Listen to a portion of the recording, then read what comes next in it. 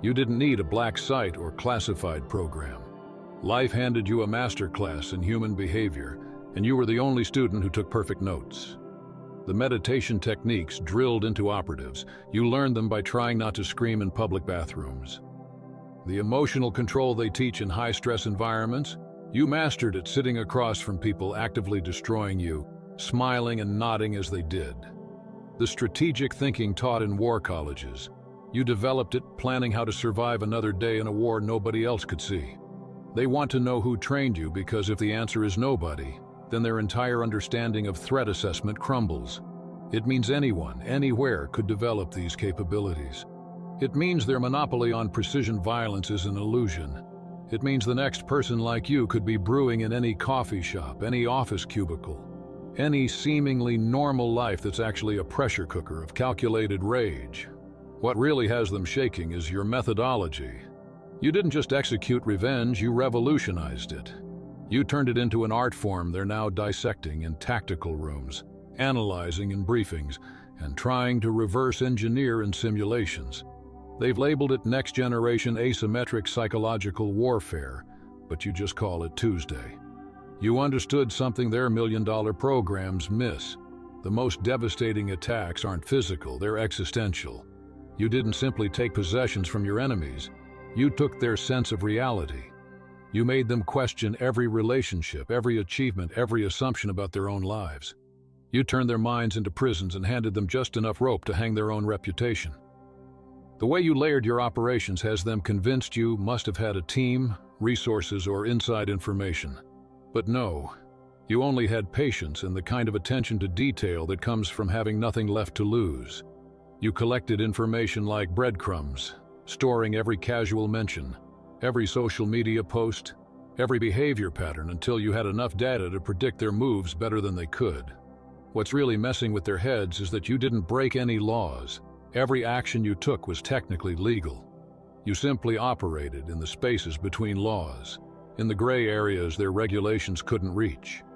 You weaponized truth, turned transparency into a tactical advantage, and used their own systems against them in ways they never anticipated. Now, here's the part that would make them panic if they knew you existed. They're not just studying you.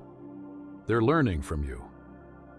Your revenge was so elegant, so effective, that it's being quietly analyzed in rooms you'll never see by people who'll never admit you exist. They're incorporating your methods into their training, weaving your tactics into their playbooks, and integrating your psychological strategies into their operational frameworks. You've become the ghost in their machine, the case study they can't officially acknowledge. Junior analysts are being shown sanitized versions of what you did, told it's a theoretical scenario, and asked how they'd counter it. The problem is they can't. You didn't use their tools or their rules. You created your own game and forced everyone else to play by it. The irony is delicious, isn't it? They spent years building systems to control, contain, and prevent people like you from rising. They designed protocols to stop precisely what you've become. And now, behind closed doors in their classified briefings, they're admitting you've outplayed them at their own game. You've exposed weaknesses in their entire system, gaps they never imagined, flaws they were blind to, and blind spots they built their entire empire upon. They're scrambling to call in experts, behavioral analysts, consultants, and specialists, all trying desperately to understand how someone without formal training, without elite affiliations, without sanctioned resources, could possess skills that rival their top operatives. It's baffling to them. It terrifies them more than any imminent threat ever could. The real danger isn't what you've done. It's what you represent. You're not some isolated case, some strange fluke of circumstance.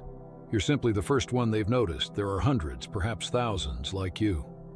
People sitting quietly in the corners of their own trauma, quietly transforming their pain into power, converting suffering into strategy and isolation into a refined discipline that sharpens every instinct.